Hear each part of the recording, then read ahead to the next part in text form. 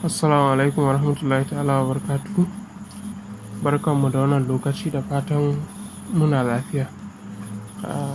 Kamar yadda aka saba, ni ne Aliyu Ibrahim Haidar, founder kuma CEO na HFX, wanda yake gabatar muku da karatun Trading in the Zone na Mark Douglas. A inda muke chapter 2, wato the lure and the dangers of trading. Wanda muna under safeguards. Muna magana akan safeguards, inda yake zaino mana akan problems na trading da yadda za mu yi solving ɗinsu. So a last podcast mun yi magana akan problem na failure to take responsibility da kuma cure ɗin haka. A wannan we'll talk about addiction to randomness, wato addiction ɗin da ɗan adam yake da shi to randomness, wato yin abu ta ci barkatai, ko kuma like expecting reward from randomness, especially at trading. Yake cewa several studies have been done on the psychological effects of random rewards on monkeys, wato like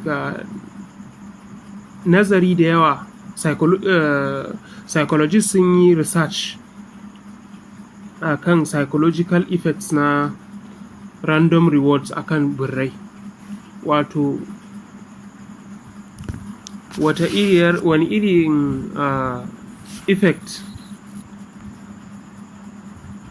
random rewards yake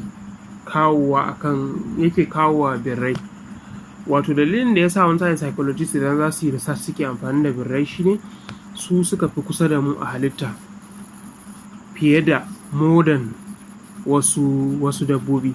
Misali, a yanayin social structure nasu da yanayin ɗabi'u nasu da wasu abubuwa dai makamantan haka. Ya ce, for example, if you teach a monkey to do a task and consistently reward it every time the task is done, the monkey quickly learns to associate a specific outcome with the effort.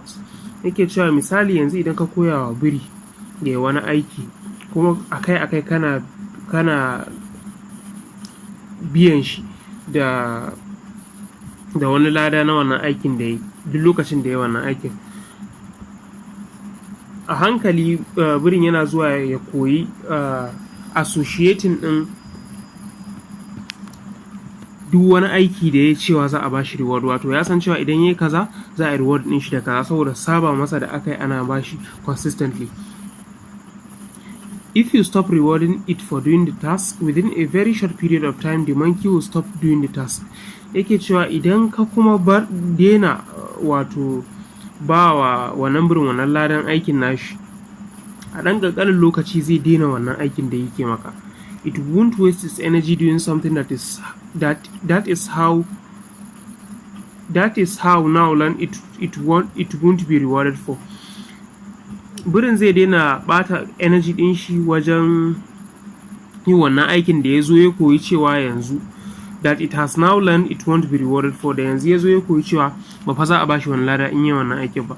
However, the monkey's response to being cut off from the reward is very different if you start out on a purely random schedule. Yake cewa sai dai idan birin ya zama na cewa ba ana biyan shi bane akai-akai, misali ana biyan shi ne haphazardly, wato sai lokacin da ka ga dama. Maybe in ya maka aiki yau ka ɗau ayaba ɗaya ka bashi, gobe in ya a bashi biyu, jibi ba za a bashi ba, gata ba za a bashi ba.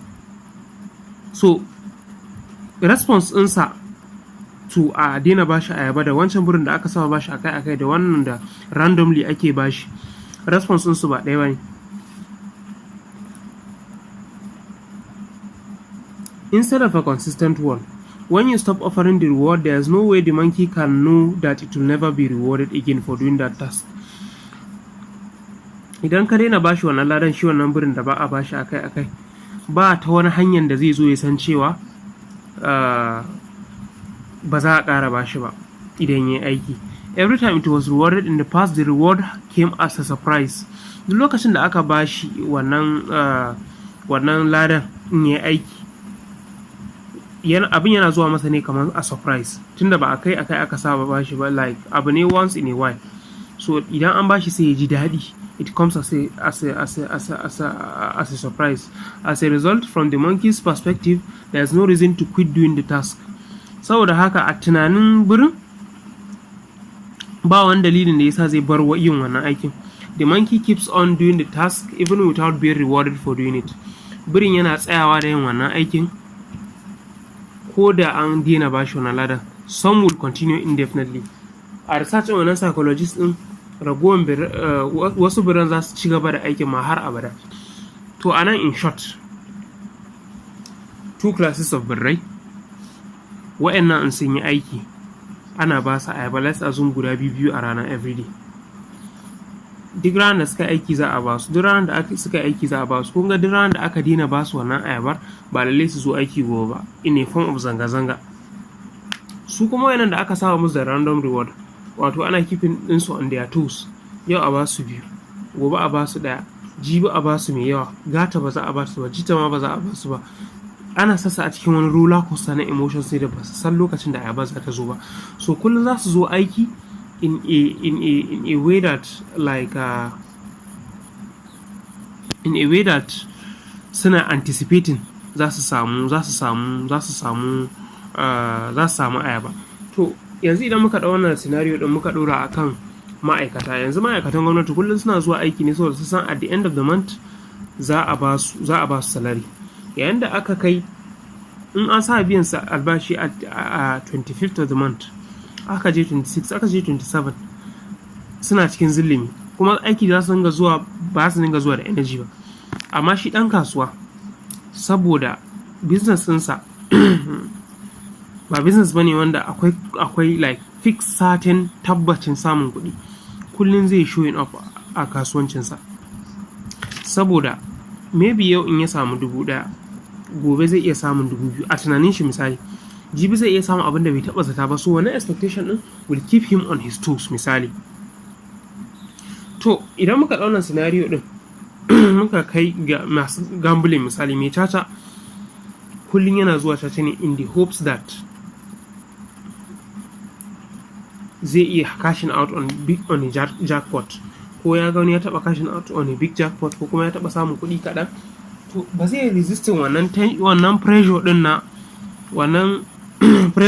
ya saka kuɗi ba, zai ta saka kuɗi on in the hopes that he will get money back. Abin da yake faruwa a nan wajen shine some traders come to trading with this mentality and it ruins their trading, in the sense that tunda kullum suna expecting din bigger returns, za su dinga placing trades na farko randomly, na biyu za su dinga placing trades wanda parameters are not healthy, tight stop losses, wider TPs, wanda is generally unhealthy to like trading overall. So da san wannan random rewards tunda like sun taba ganin wani ya winning a haka, ko kuma sun taba samun luck by that. To with this approach a person will never be consistent, mutum ba zai taba samun tsari ba. Misali yanzu if you look at yanda tsarin aikin gwamnati yake, in kuma ka shiga kasuwannin mu ka ga yanda suke, no offense to like masu kasuwanci ba, it's just an example da nake citing a haka. So abin da ya zama na cewa kana yin shi a tsari, let's assume every day you are looking for like a realistic amount of pips. Let's assume you are looking for 40 pips every day, kuma ba wai ka je kasuwa bari don neman shi, a ka je kasuwa ne ka nemi opportunity din da zai baka 40 pips, and you trade those 40 pips misali. Idan ba ka samu ba, you close for the day, something like that, things like that. So like ka mai da trading ɗinka in a structured and well laid out principles, wanda if you are consistent to that, a haka ne za ka samu kuɗi. Amma kuma if you go to the markets every day with unrealistic approaches misali, kai a ranar if maybe account ɗinka is it permits you to trade misali 0.05, kai za ka ce like you want big return saboda ka taɓa samu a baya, maybe ka enter da 0.15, and in ka saba cashing out, maybe strategy ɗinka gives you 50 pips every day, ka ce kai yau 10 pips 150 pips kake nema, kai like baza risk ɗinka over 4 pairs, kaga this is an addiction to random rewards, wanda haka yana jawo problem. A kullum ina faɗa a trading is an unstructured business da yake buƙatar ka zauna kai generate wa kanka internal structures.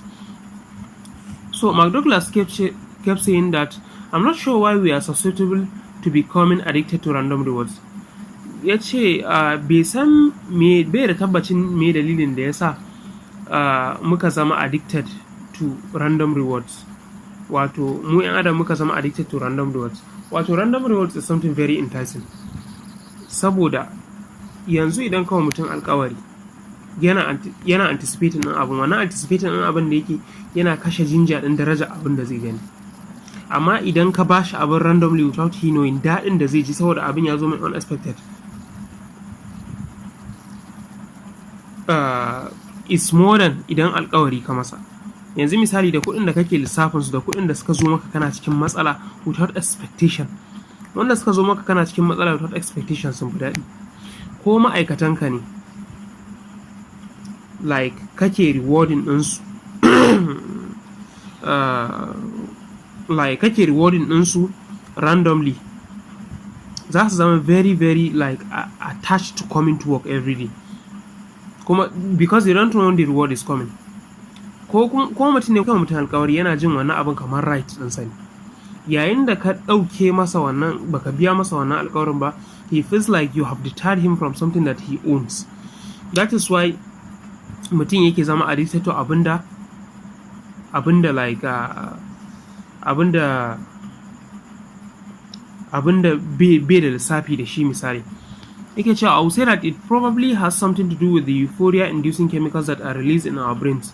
Yake cewa maybe abin yana da alaka da chemicals ɗin da suke sa euphoria a cikin kwakwalwarmu when we experience an unexpected pleasant surprise, yayin da muka samu wata kyautar da bamu zata ba mai daɗi ta bagatatan. Wato euphoria wani yanayi ne da yake sa farin ciki, mutum ya ji shi yana cikin ƙololuwar farin ciki. So like chemicals ɗin da suke abin da yake triggering ɗin wannan chemicals ɗin da suke sa mutum euphoria, yawanci akwai abu mai daɗi ya faru a gare ka unexpectedly, ko ka ci wata nasara gagaruma a take. Misali having a winning trade is an example of this. So duka wayannan suna sa euphoria, cikin wani yanayi na farin ciki ko elation shine euphoria. And usually traders, this thing affects us in the sense that misali yanzu if ka samu winning trades da yawa, wannan euphoria din zai sa kai feeling kamar you own the market and you'll enter again. Shi yasa there is this cardinal advice: whenever you are in a winning streak, take a pause for a while. Ka dan dakata for some time har sai ka yi regaining din psychology ɗinka sai ka da, saboda a wannan lokacin euphoria din can affect you to take bad trades misali. Sannan if you are in a losing streak, kai ka san how many losses kake kafin ka samu win misali. If you are in a losing streak misali, losing streaks din kaga like usually if you lose kafin ka samu win ɗaya 3 losses ne. To sai yazo ya zama na cewa kai loss 1 2 3 4 5 6, to ka shiga streak kenan. Sai kai pausing, sai kai going kai hibernating for a while until that pain na losses yayi going away from you. So this is a cardinal advice some traders used to overlook. Idan suka samu losses ce za su je su revenge trading. Idan kuma suna cikin euphoria, the mindset of like will make them lose more. If you step back, you get some clarity. If a reward is random, we never know for sure if and when we might receive it. So expending energy and resources in the hope of experiencing that wonderful feeling of surprise again isn't difficult. Idan wato ladan da aka samu bayan an yi aiki ya zama na random ne, ba ma sanin yaushe za mu ƙara samun wannan abu. So ba ma ƙyashi wajen saka ƙarfinmu da kuma abubuwan da muke da su, resources namu kenan, domin mu samu wannan wonderful feeling ɗin na surprise kuma. In fact, for many people it can be very addicting. Yake cewa hakika ga wasu mutanen abu ne wanda yake very addicting. Wato yana da shiga rai ana bautatawa wannan abin da ba a san da za a fita daga shi ba. Misali, wannan euphoric feeling din.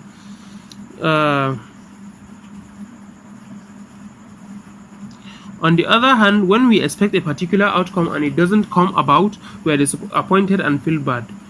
Yake cewa a ɗayan ɓangaren kuma idan dama can muna anticipating ɗin abu ne kuma bai zo ya tabbata ba, muna jin ba daɗi. If we do it again and get the same disappointing outcome, idan muka ƙara maimaita wannan abin da muke expecting za mu samu wani abu kaza daga gare shi, muka kuma samun sakamakon da ba shi muka zata ba, it isn't likely that we will keep doing something we know will cause us emotional pain. Yake cewa ba lallai bane mu ƙara yin wannan abin da ya zama na cewa zai ja mana emotional pain. Yanzu misali, ma'aikatan da suka aiki watan August suka aiki watan September ba a biya su kuɗi ba, ba lallai su fito aiki watan October ba, saboda sun ga past effort ɗinsu bai kawo musu good result ba misali. Amma shi trader da ya san cewa yau ko gobe kasuwa ta iya favorin ɗin shi, ko businessman ɗin da ya san yau ko gobe kasuwa ta iya favorin ɗin shi, in ya zo ko bashi ya hau a daidai sau je kasuwa, definitely tomorrow he'll go, ko ba a samu kuɗi ba, saboda akwai hopes ɗin za a kuma samu. That's why the business, da trading, da caca suna da wasu kamanni, amma ba abu ɗaya ba ne, amma suna da kamanni. So da abu ne wa'anda like you don't know when you are going to end. Kuma wannan rashin tabbas ɗin nasu yasa suka kawo kuɗi more than aikin albashi, saboda shi aikin albashi a ƙayyade yake abinda za ka samu misali. So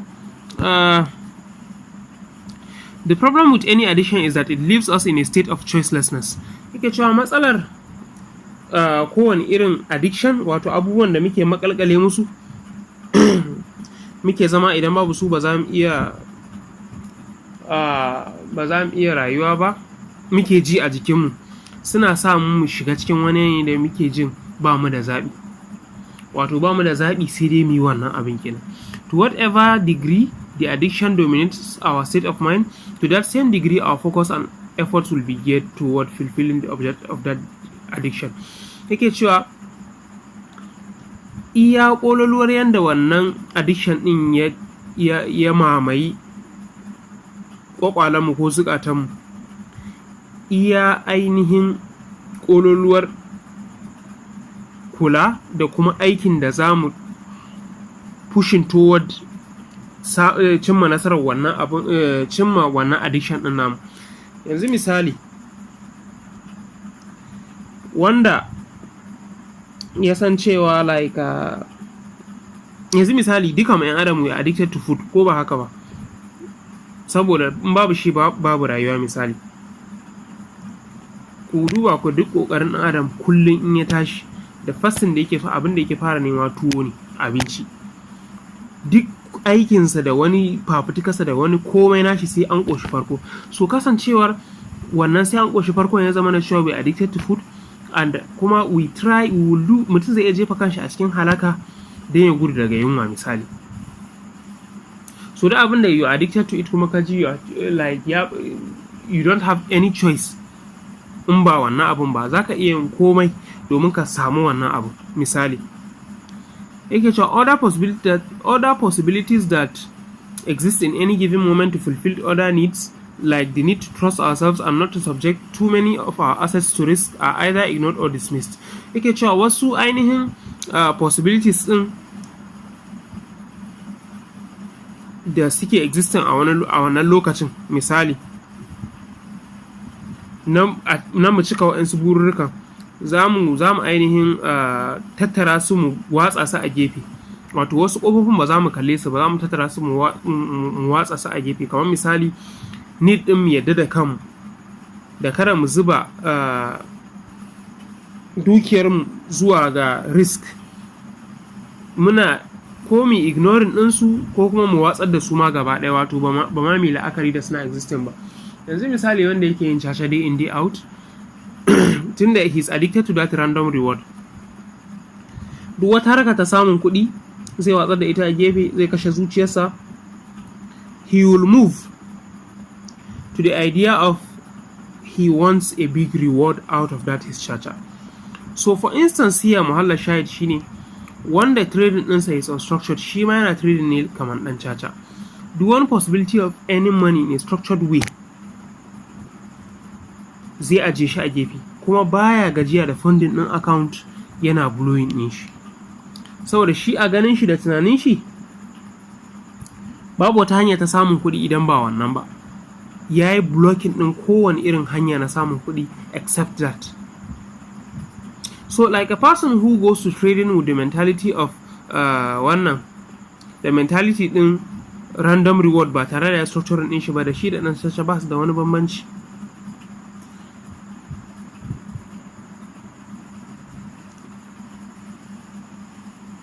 We feel powerless to act in any other way than to satisfy the action.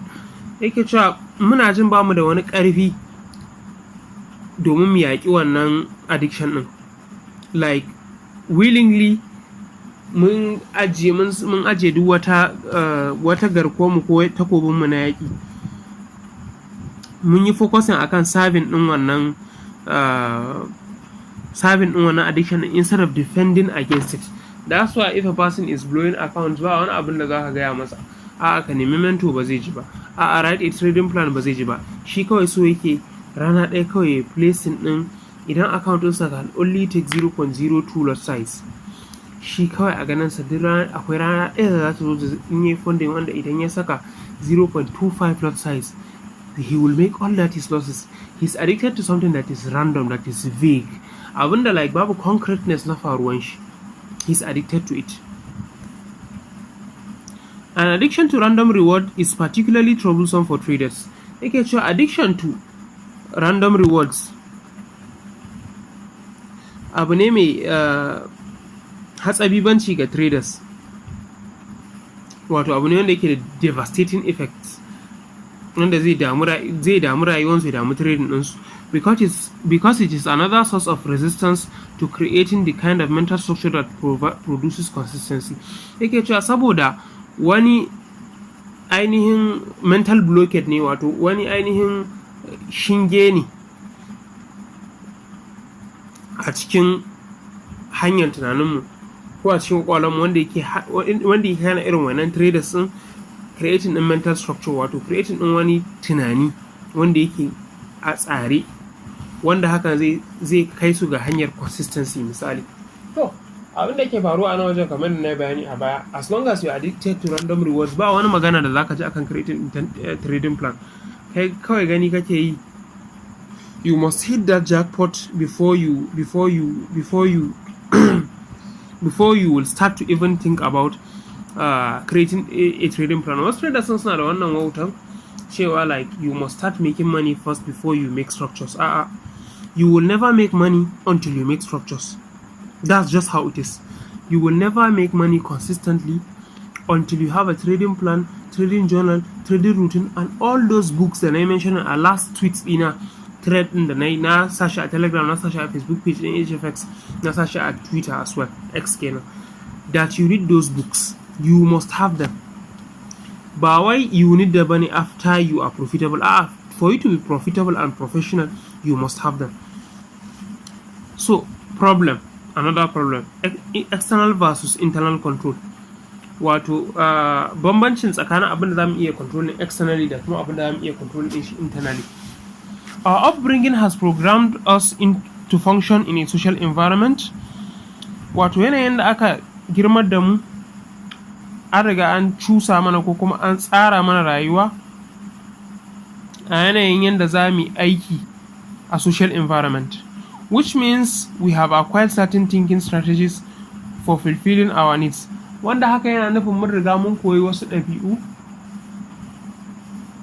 na tunani wanda da su ne muke amfani muke cimma muradanmu, wants and desires, da abubuwan da muke so da abubuwan da muke buri, that are geared towards social interaction. Wanda wayannan abubuwan suna revolving ne around social interaction, wato da abin da kake so yanzu misali sai ka yi interacting da ɗan uwanka ɗan adam, kamar siyasa da abubuwa makamanta haka before you get your way into shi ya fulfilling ɗin abin da kake so. Misali, not only have we learned to depend on each other to fulfill the needs, wants and desires we cannot completely on our own. Kuke cewa ba wai iyaka mun dogara da junanmu ba ne domin cimma wa'annan muradan, burukan da abubuwan da muka sa a gaba,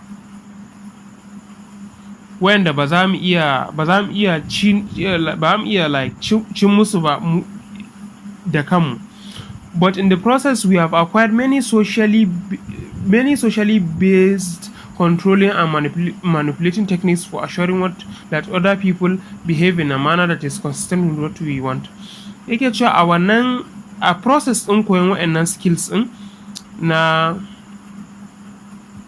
ainihin sa wani ya taimake mu abin da muka sa a gaba, mun koyi wasu abubuwa na mu'amalar tsakanin ɗan adam da ɗan adam domin mu tabbatar da mun cimma abin da muke so. Wato wayannan ɗabi'u ka iya zama hanya ta wayo ko hanya ta amfani da hikima.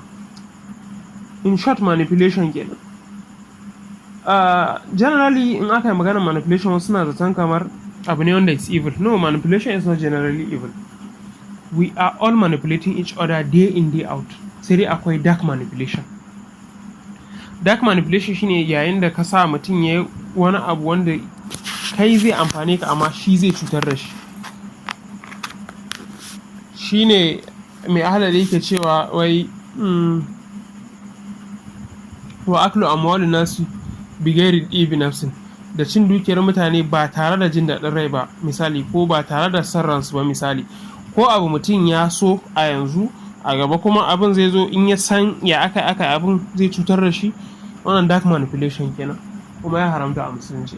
So abin da yake faruwa shine a wannan koyan social interaction ɗin da yadda za mu cimma abubuwan da muke so, mun koyi controlling and manipulating tactics don mu tabbatar cewa mutane sun yi behaving a wani yanayi wanda ya daidai da abin da muke so. The markets may seem like a social endeavor because there are so many people involved. Kasuwar da muke trading ita ma za mu iya ɗaukanta kamar wani social endeavor a tunanin mu kenan, saboda akwai mutane da yawa, but they are not. Amma waɗannan mutanen ba kamar yadda muke zato suke ba. If in today's modern society we have learned to depend on each other to fulfill basic needs, then the market environment, yake cewa idan a wannan zamani namu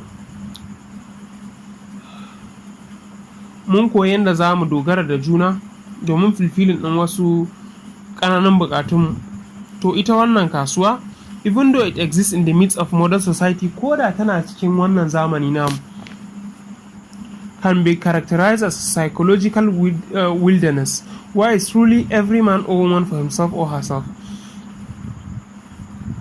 Za a iya siffanta ta da wani daji,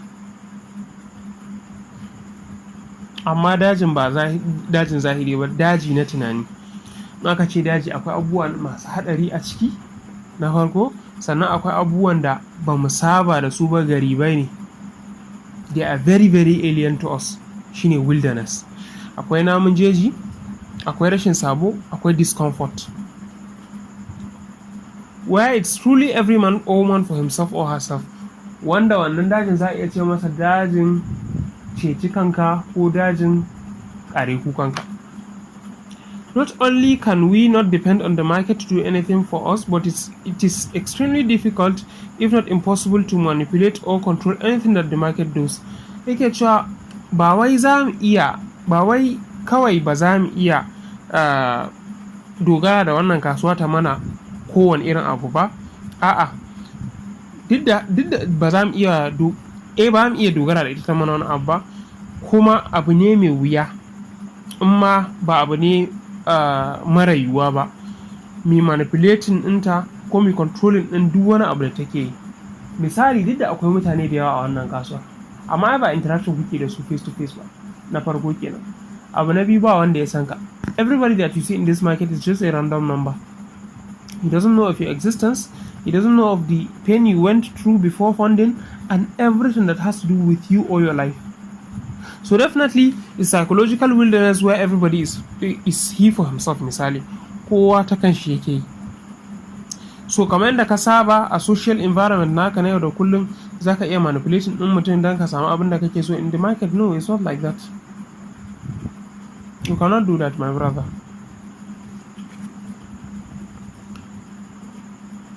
Now, if we have become effective at fulfilling our needs, wants, and desires by learning how to control and manipulate our environment, yake cewa to yanzu idan mun riga mun kware a wajen yi wa wasu dabara ko hikima ta hanyar koyon yadda za mu ainihin yi manipulating ko miyo mutanen da suke tattare da mu wayo, but suddenly find ourselves as traders in an environment that does not know, kuma kwatsam sai muka tsinci kanmu a matsayin traders a wani waje wanda bai sani ba, hear or respond to anything that is important to us.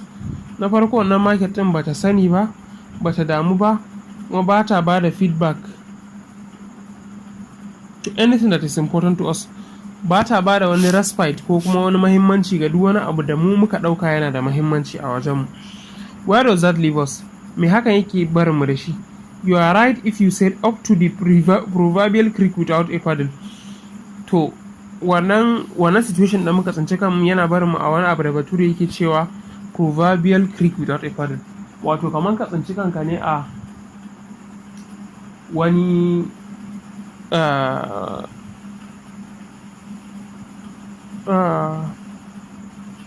a ce river misali.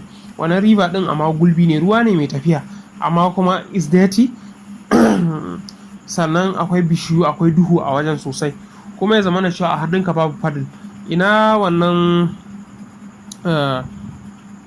ba san sunan shi da Hausa ba, abinda ake rowing din boat, ake rowing din kwale-kwale don ya motsa. Wato tafiya za ta zama maka very slow kuma a cikin tsoro, baka san inda ka dosa ba, kuma wannan ruwan ba ruwa bane mai motsi sosai.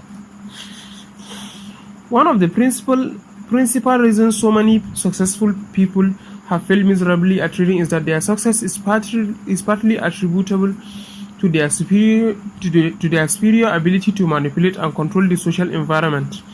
Yake cewa ɗaya daga cikin manyan dalilan da yasa wanda suka yi nasara a rayuwarsu suke faduwa wanwar a trading shine nasarorinsu a rayuwa za a iya danganta su ne da yanayin da suka kware a wajen hikima ko dabara a social environment to respond to what they want.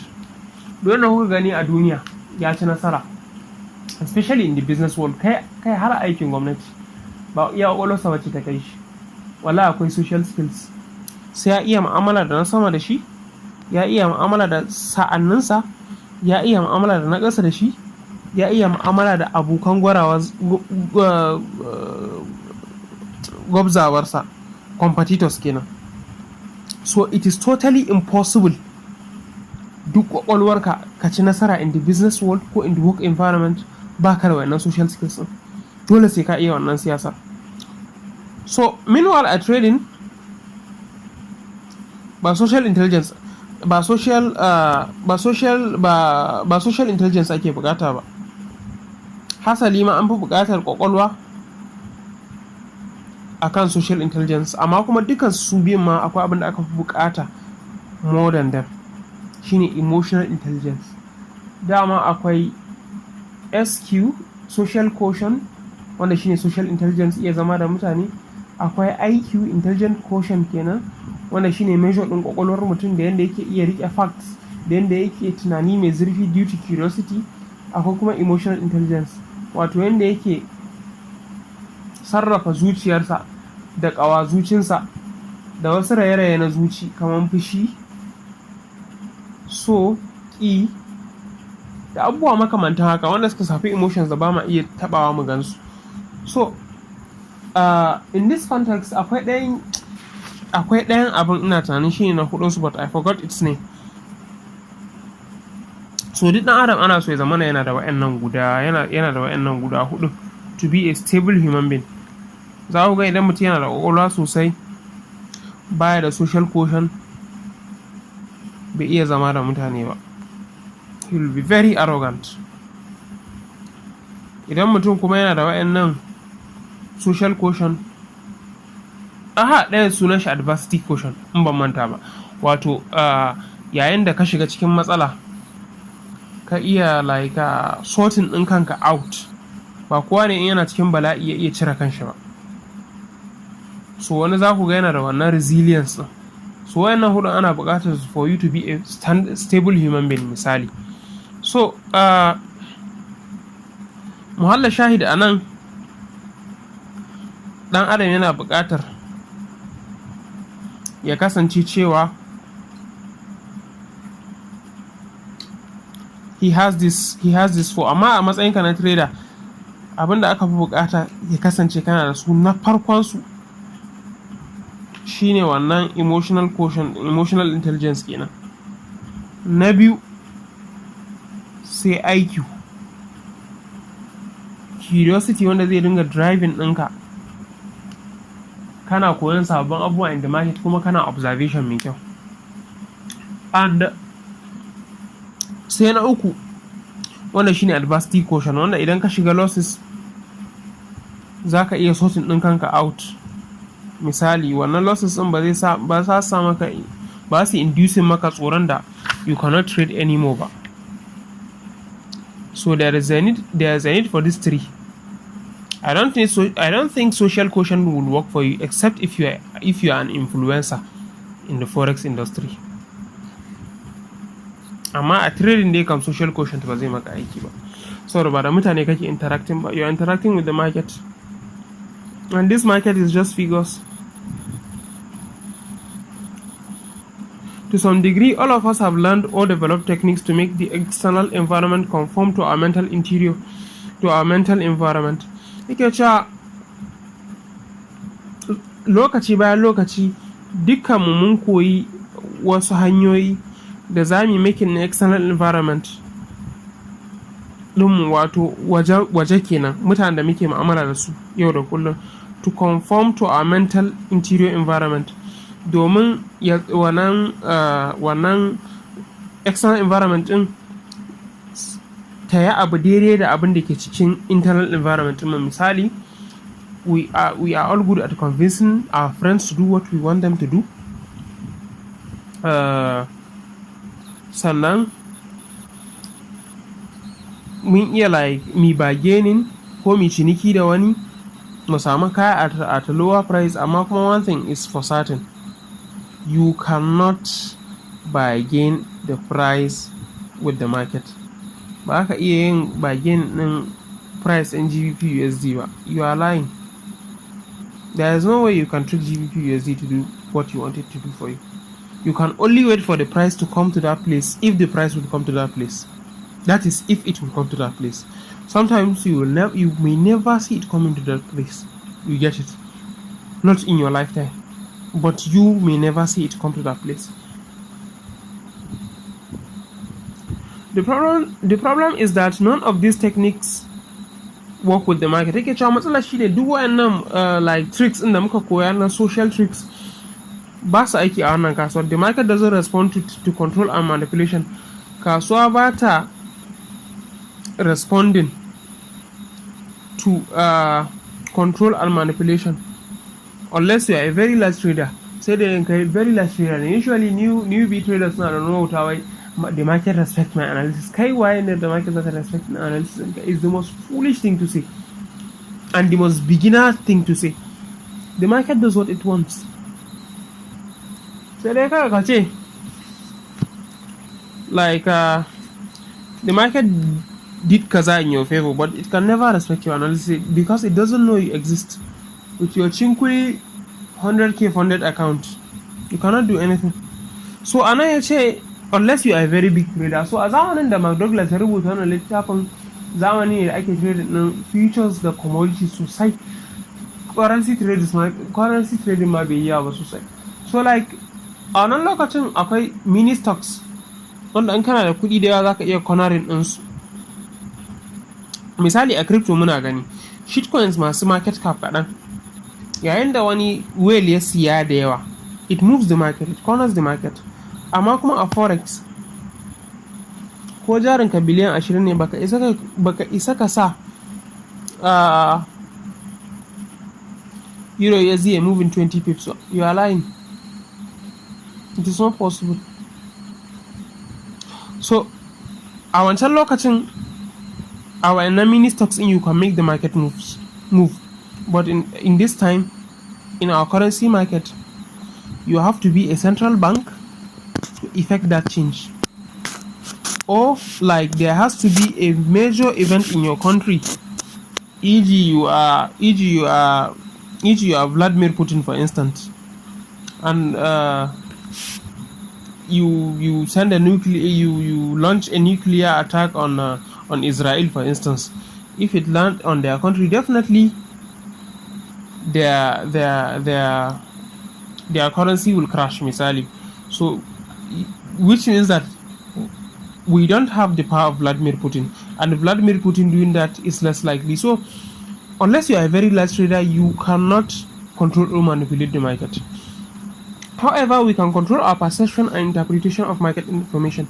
Yake cewa sai dai za mu iya controlling din yanda muke ganin kasuwa da kuma yanda muke fassara information din kasuwa, as well as our own behavior da kuma ɗabi'un, instead of controlling our surroundings so they conform to our ideas of the way things should be. Maimakon controlling din surrounding din domin ya conforming, domin wannan surrounding din ya bi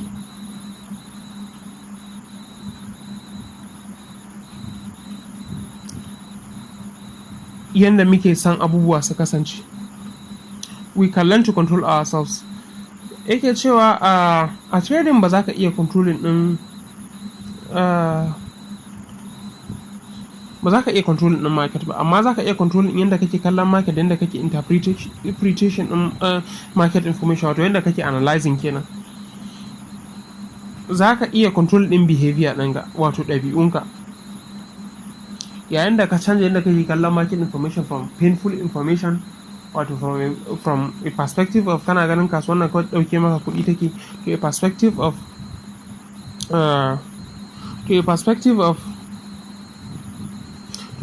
of wannan kasuwar zan ɗau abin da ta bani a matsayin opportunity, abin da bata bani ba I will take it as a lesson fee da na biya. So you don't take the market as a painful experience anymore in your life. So instead of controlling our surroundings so they can conform our idea of the way things should be, we can control ourselves. A trading, maimakon ka ce za ka control din yanda abubuwa su kasance, wato ka ce kai kana son dole sai ka yi making pips kaza, za ka iya control din kanka, ka jure. Idan baka samu pip kaza ba, dama you have already have a stop loss in place wanda kana placing ɗinsa religiously. Kaga dama na taɓa faɗa a podcast na bayan da har na turo wani cheat sheet na abubuwan da aka iya controlling a market da abubuwan da baka iya controlling a market ba. So go back to that cheat sheet. If you cannot even scroll back, go back and go and download it. It's there online. What you can control versus what you cannot control. You cannot control price, you cannot control speed, you cannot control news, you cannot control whether it goes up or down. Amma you can control your position size, you can control when you enter, you can control when you exit, you can control how many pips you want, you can control the amount of risk you have put. Wato abubuwan da za ka iya control din ma suna da yawa, waɗanda ba ka iya control din ba ne kaɗan. So kai focusing akan abubuwan da za ka iya controlling, kamar abubuwan da ba za ka iya controlling ba, tunda they are uncontrollable. Har na kawo misalin stoicism. A stoic philosophy, you focus on two things. There are two things that can only happen to you. Da abin da ka iya controlling da abin da ba za ka iya controlling ba a rayuwa. Haka ne? So abin da yake faruwa, you focus on abin da za ka iya controlling. Misali, ba ka da caji a waya, nepa ba su kawo wuta ba. Idan kai focusing akan complaining akan nepa ba su kawo wuta ba, za ka ɓata kanka rai ne, saboda ai ba kai kake da ikon nepa su kawo wuta ba. So you focus on something that you can control and it will give you peace of mind. Amma idan kai focusing akan abin da yanzu misali abin da you can control shine ka kai mai ka caji. Shin an baka da kai kudin misali ka sai power bank, in baka da kudin siyan power bank, don't worry about that, don't be sad about that, because at that moment you don't have it and you cannot do anything about it. Misali, if you cannot, ka kai mai ka caji. So if you approach life not only trading with this mentality, you will be very happy in life, because za ka rage worrying akan abubuwan da ba ka da maganinsu. Kuma mene ake cewa worrying doesn't solve problem. Kuma kamar da su stoics in suke faɗa, we often suffer more in imagination than we suffer in reality. Wato mun fi shan wahala a tunaninmu fiye da yadda muke shan wahala a zahiri. Misali, abu in baka da shi, ka fiye damun kanka akan shi, wannan damun ma zai iya yiwa maybe yanda ka damu kanka akan baka da shi din ya fi wahala akan rashin samun abu. Misali, so in the market you focus on what you can control and you leave what you cannot control. Kuma abin da zaka iya control din shine behavior ɗinka, amma kuma shine abin da yake mana wuya a matsayin 'yan adam, saboda ba ma son mu canja kanmu. So for you to control yourself, you have to have those books that I listed in my thread. Akwai thread din da na yi magana akan na yi sha'aba. Then we can perceive information from the most objective perspective possible. Yake cewa ta haka ne za mu iya perceiving information ta hanyar da ta most objective perspective possible, wato hanyar da babu raba ɗayan biyu, baki ne fari ne, kuma muna kallon sa haka, shine objective perspective. And structure our mental environment so that we always behave in a manner that is in our best interest. Kuma ta haka ne za mu iya gindaya wa kanmu wasu filoli ko structures, ko mu ce sharaɗai a mental environment ɗin, wato a cikin kwakwalwarmu, so that we always behave in a manner that is in our best interest, ta hanyar da za mu dinga behaving a yanayin da zai taimake mu kullum. So alhamdulillah, we are done with chapter 2. Today we will move to chapter 3. Chapter 3 yace taking responsibility, wato yin abin da ya dace, yin abin da aikinka ne, da kuma accepting din gazawarka shine responsibility. In kai daidai, in daidai aikinka ne, take credit. Idan ka yi ba daidai ba, take credit for yin wannan rashin ba daidai, yin wannan ba daidai ba, kai improving, shine take responsibility. Yin abin da haƙƙinka ne kai, ya rataya a wuyanka, shine take responsibility. Yake cewa although the words taking responsibility sound simple, duk da wa'annan kalaman taking responsibility suna sounding simple a kunnuwan, the concept is neither easy to grasp nor easy to put into practice in your trading. Jamhurin shi wannan take responsibility din ba abu ne mai sauki na mutum ya fuskance shi ba, ko kuma mutum ya ainihin aiwatar da shi a cikin trading ɗinsa.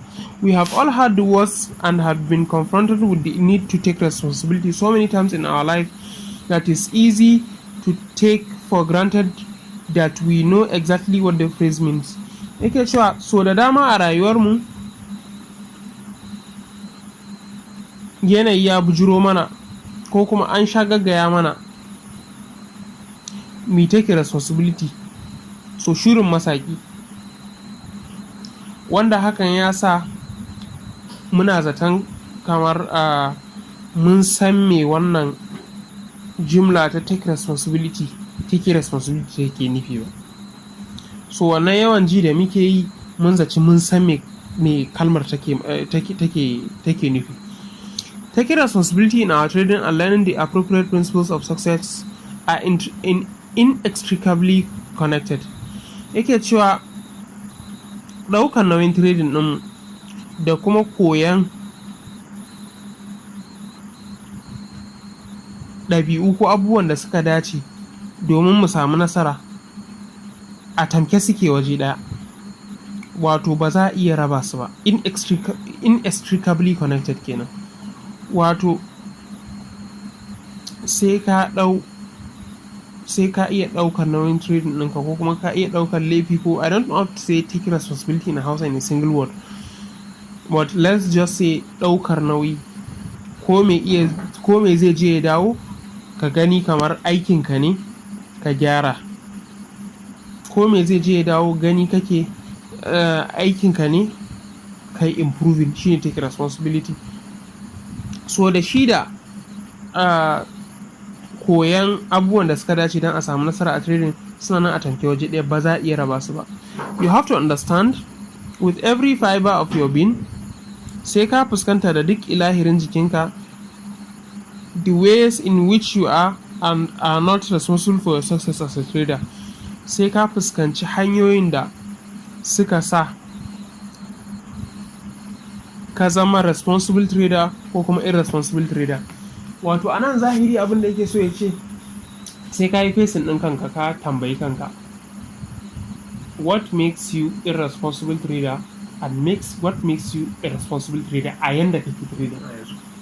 To as a grandiose assignment for you to take this to a next level, a notepad ɗinka na waya, wanda if you preferably wanda kake saving to cloud, ko inda zaka iya accessing information in the future for referencing and for you to improve yourself,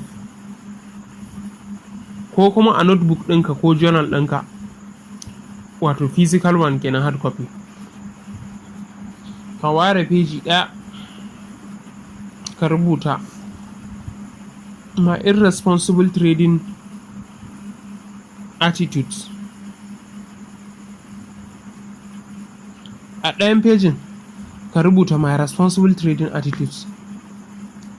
A inda kake rubuta take irresponsible trading attitudes ɗin ko characters ɗin, ka rubuta duk abubuwan da ka sani kana yi ba daidai ba a trading, ko kuma abubuwan da ya kamata ka yi ba ka yi. A ɗayan wanda ka rubuta responsible wannan ɗin, responsible trading characters ko trading attitudes, ka rubuta abubuwan da kake yi daidai a trading. Idan ka koma wa'yancan abubuwan wanda kake yi ba daidai ba a trading, kai bi su ɗaya bayan ɗaya kana gyara, you will tell me in the month, a wannan watan da kuma watan za mu shiga na November, how your trading will change. Haka zalika idan ka waiwayi wa'yancan abubuwan da kake ba daidai ba, ka ci gaba da improving, ka ci gaba da yin su kana improving, za ka ga list ɗin yana girma, trading ɗinka, account ɗinka shi ma yana girma, trading mindset ɗinka da psychology ɗinka shi ma yana girma as well. So wannan assignment ɗin is very very crucial. Wannan shi ake cewa self assessment. A duniya you cannot go further in life sai ka zauna kawo kanka wannan hisabin, kai kanka a rayuwarka ka zauna. Ko ni ma ina kaina na abu. There is a folder in my notepad that I wrote things that are dragging me back in life, things that are moving me back forward in life, my causes and my blessings. Duk abin da na san ina yi ba daidai ba ina yawan zuwa rubuta, meaning I need improvement a wannan sector din. Duk abin da na san ina yi daidai ina rubuta a wancan sector din, wato meaning like I need to do it more and I need to find better ways of doing it. You get the concept? So what I'm trying to say here is that try as much as possible to do this assignment. Only then can you take on the characteristics that will allow you to join the select group of traders who are consistently successful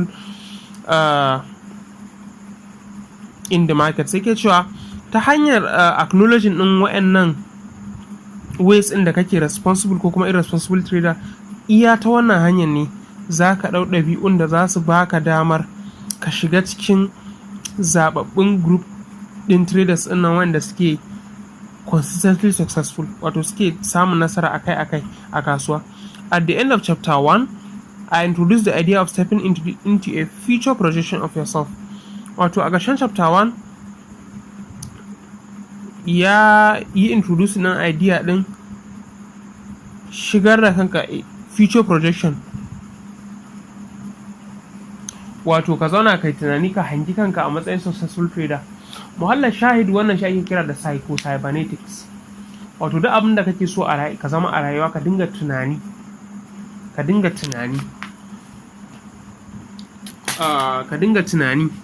cewa ka zama wannan abin. Wato da ka zama wannan abin me kake yi, wannan abin shi zai sa ka samu success.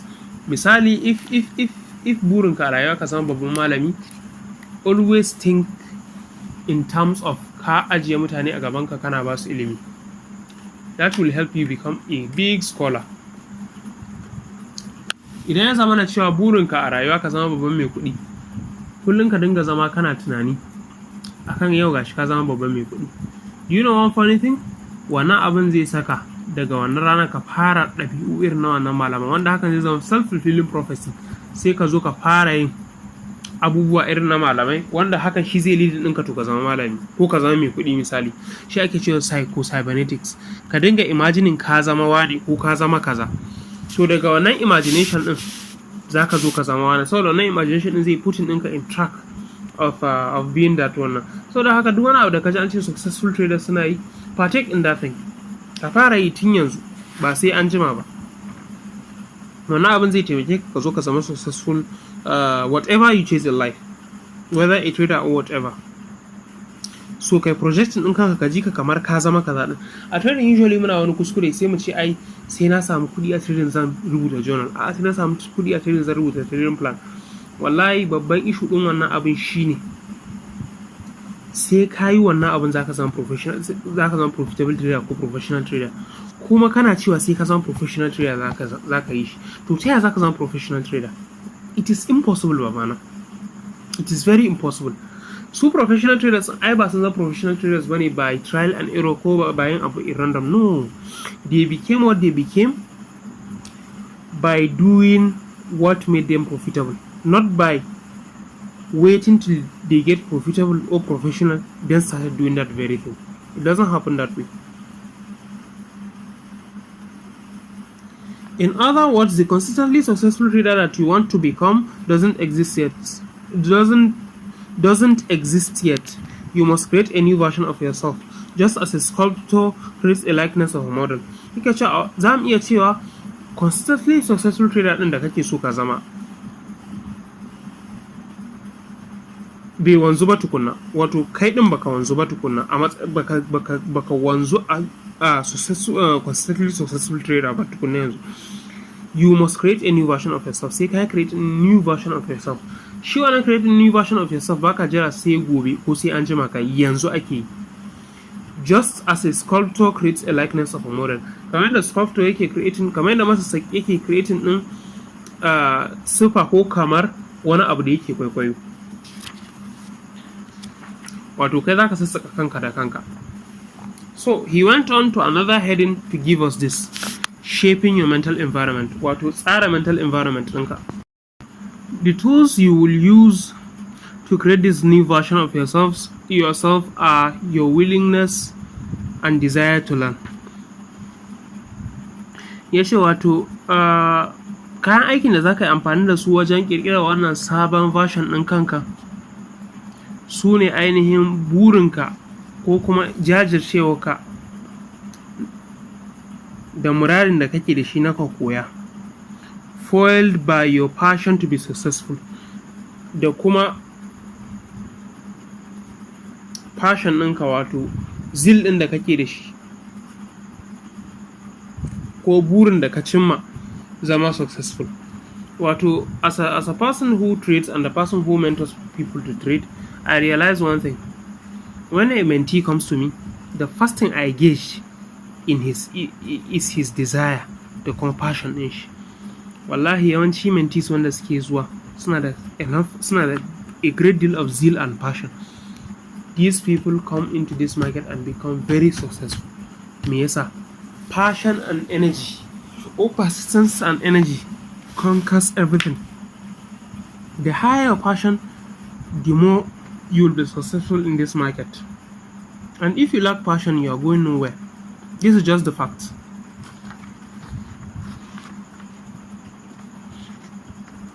So for you to develop as a trader or for you to be profitable, you have to have this passion.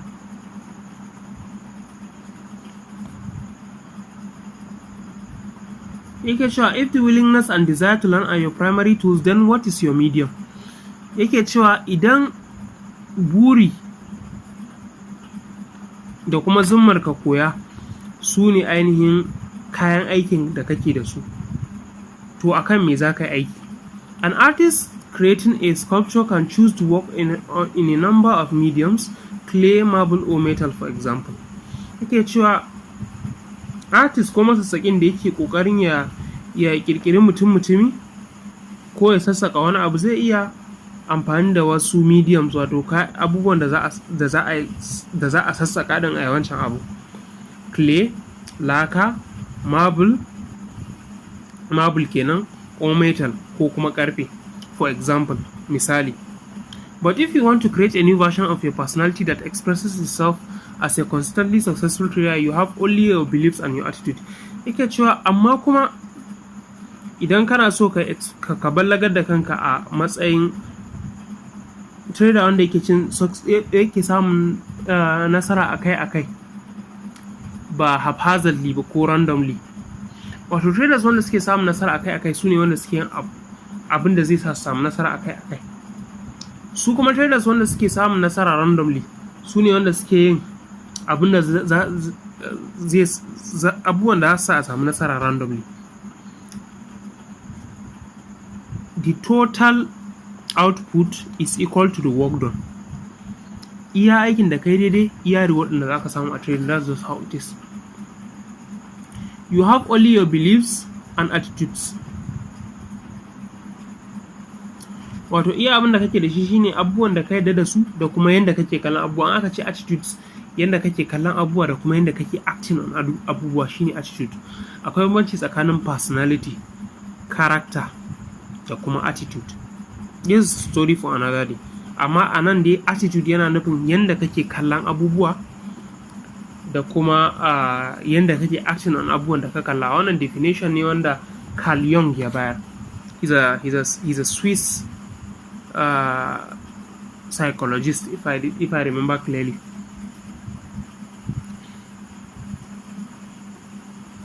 The medium for artistic endeavor will be your mental environment. Yake cewa abinda za ka yi amfani da shi wajen lallauyawa zuwa kirkirar wannan constantly successful trader din kai kenan zai zama mental environment ɗinka. Wato mental environment ɗinka, environment ɗin da aka ce mental environment ya kunshi zuciyarka da ƙwaƙwalwarka da duk wasu abubuwa da suke aiding wajen tunani da ƙawazuci. A trading muka ce mental environment abinda muke nufi kenan.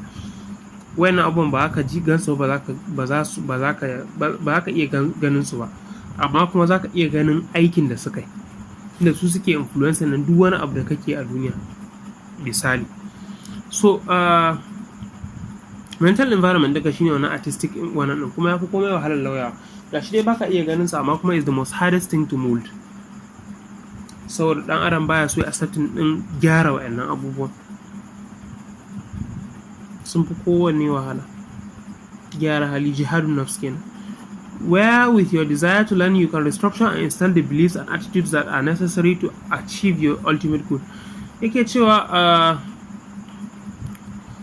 a wannan wajen ne burinka na ka koya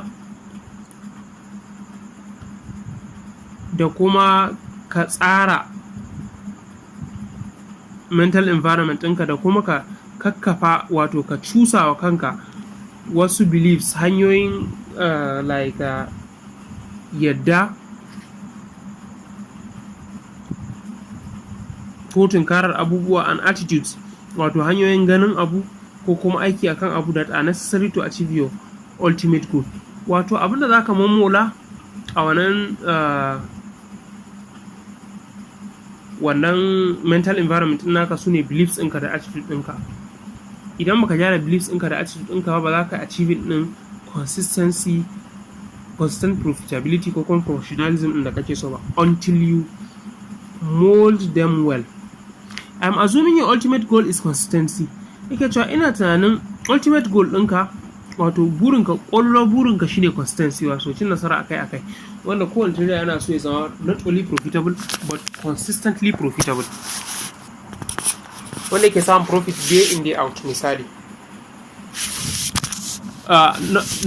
will not say day in day out, but wanda yake samun nasara akai-akai, wato samun nasararsa akai-akai ya fi rashin samun nasararsa. This is consistently profitable, tunda a market ba kullum ake kwana a gado ba. Misali, so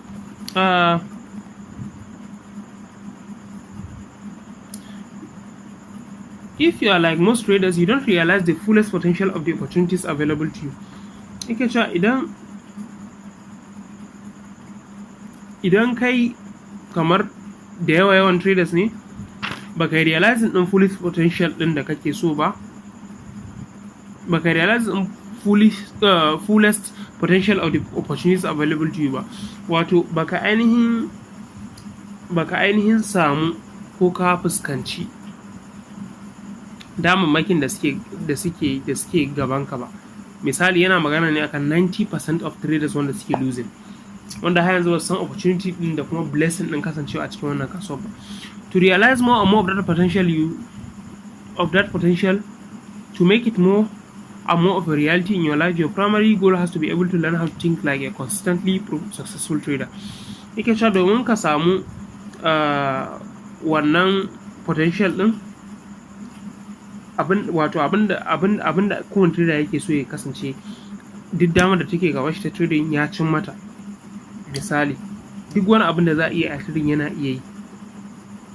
To make it more and more of a reality in your life, wato abin kare zama na cewa ya kasance iya a tunaninka, it is a reality in your life, abu ne wanda yake faruwa. Your primary goal has to be to learn how to think like constantly successful trader. Yake cewa burinka zai zama na cewa ka koyi yadda za ka yi tunani kamar consistently successful trader, wato trader da yake samun nasara akai-akai.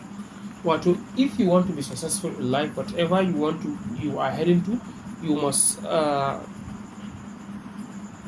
must think like the successful people in the game.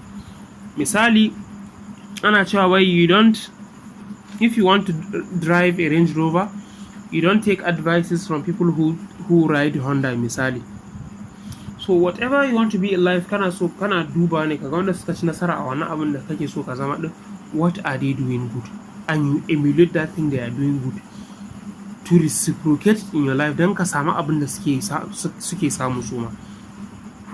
So muhallar shahid a nan shine, for you to be a successful trader, you have to think like a constantly successful trader. Misali, successful traders suna da trading plan, suna da trading routine, sun san duk safiya in suka tashi akwai wani abin da suke yi consistently kullum. Misali, in the morning they will pull out their economic calendars, su duba fundamentals din ranar, su duba me sentiment din kasuwa game da wannan, sai su je technicals din su zazzana layukansu. A cikin layukan da suka zana su ga wani pair ne going in tandem with their setups misali, and they proceed and execute according to their trading plan. Suna yin haka kullum. Some days they watch the market because there is no opportunity, and some days they execute. So this is it. You have to take this routine. Ko demo kake trading, saboda yanayin da kai trading din demo, haka za ka yi trading din live account ɗinka. Tun kana trading in small account za ka fara wannan tunanin. If you say that you will do this only when you are successful, you are in deep dark hole, because you will never see that profitability. I am assuring you, za ka iya gama koyi duka technicals ɗinka da duka fundamentals ɗinka, amma if you don't apply this consistent approach to trading, ka san lokacin da kake analyzing ɗin kasuwan nan, ka san abin da idan ya fito ba ka yi trading ɗin shi ba, ka san abin da idan ya fito za ka yi trading ɗin shi, you are doomed, my brother, fully doomed. Remember, the best traders think in a number of ways. they have acquired a mental structure that allows them to trade without fear.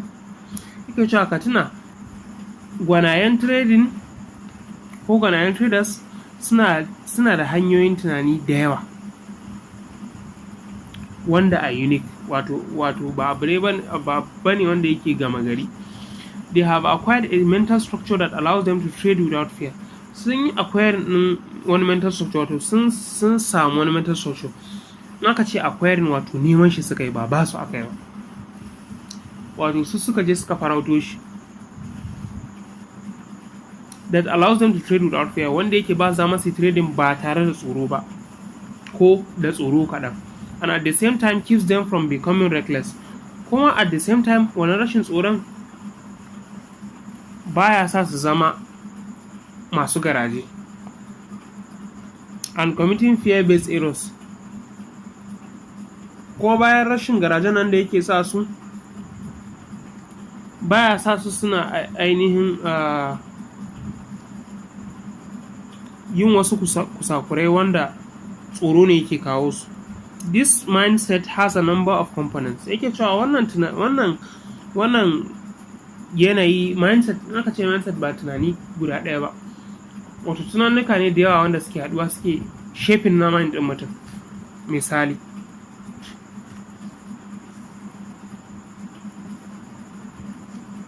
so this mindset has a number of components. Irin wannan yanayin framework na tunani na ƙwaƙwalwa yana da ɓangarori da yawa, but the bottom line is that successful traders have virtually eliminated the effects of fear and recklessness. Yake cewa amma baseline ɗin wannan tunanin gaba ɗaya, abinda duk wannan tunanin ya dogara kai filansa shine successful traders sun cire kusan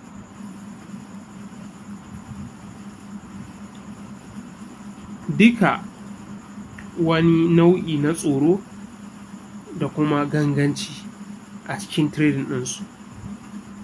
They have virtually eliminated the effects of fear and recklessness from their trading.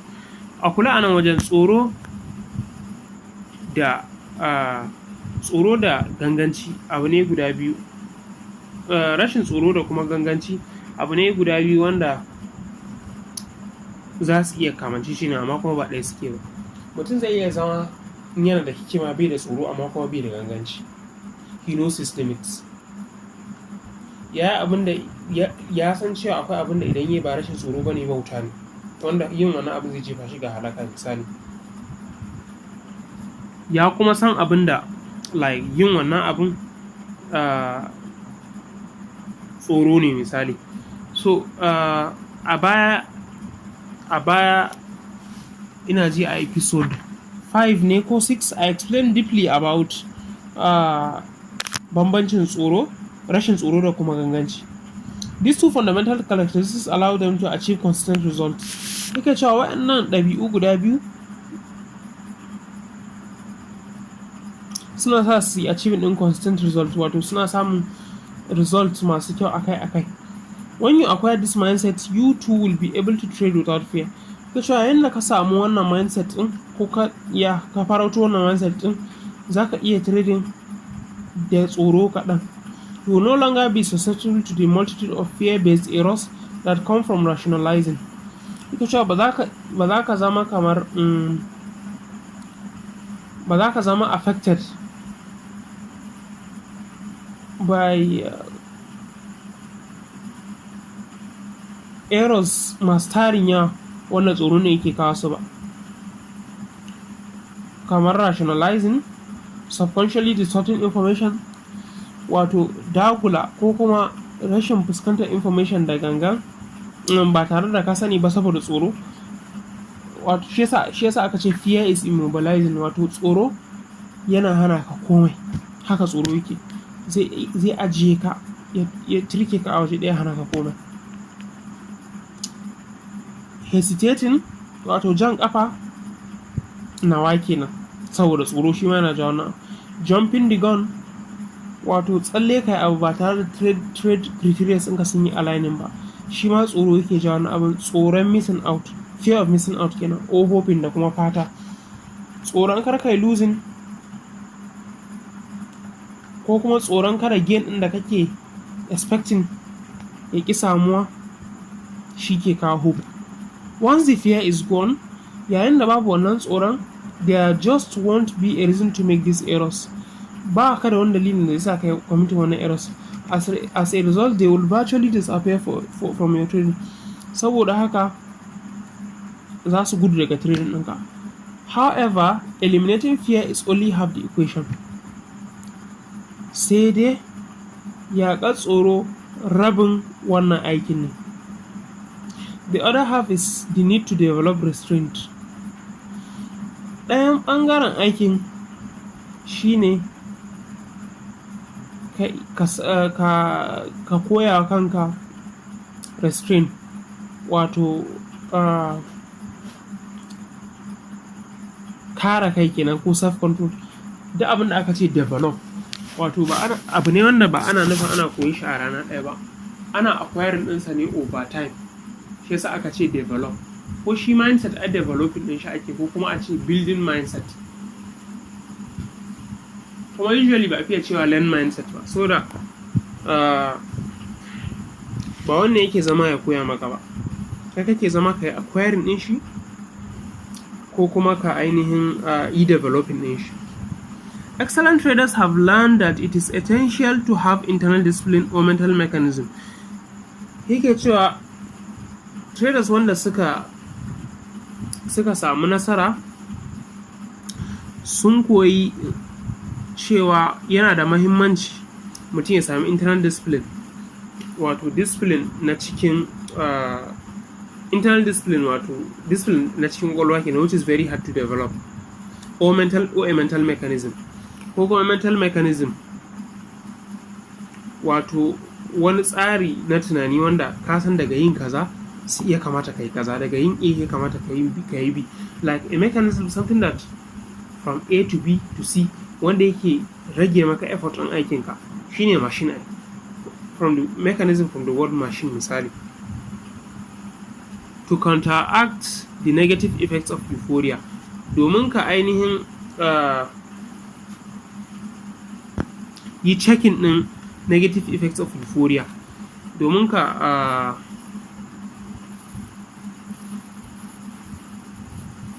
kare kanka daga munanan abin da euphoria ke sawa mutum. Wannan na yi bayanin euphoria a baya, or the overconfidence that comes from a string of winning trades, ko kuma overconfidence ɗin da yake zuwa daga winning trades. For a trader, winning is extremely dangerous if you haven't learned how to monitor and control yourself. Ga trader, abu ne wanda yake da haɗari idan bai koyi yanda zai yi checking ko ya kula ko ya control ɗin kansa ba. A matsayin ka na trader, if you cannot do this, kana cikin matsala. To in this case, zai muhalla shahada abin da yake so ya kama cewa it's important to know when to be fearful, and it's important to know when to be fearless. Misali, Shata yana cewa wai mai tsoro ba shi zama gwani ko ɗan gidan wani ne. Kun ga a nan wajen ya emphasizing for you to, for instance, if we revert this to trading misali, ba za ka samu winning trades ba in kana jin tsoro, kuma wannan tsoron zai sa losses ɗinka su fi yawa. Number one. Number two, Shata Bahaushe ya ce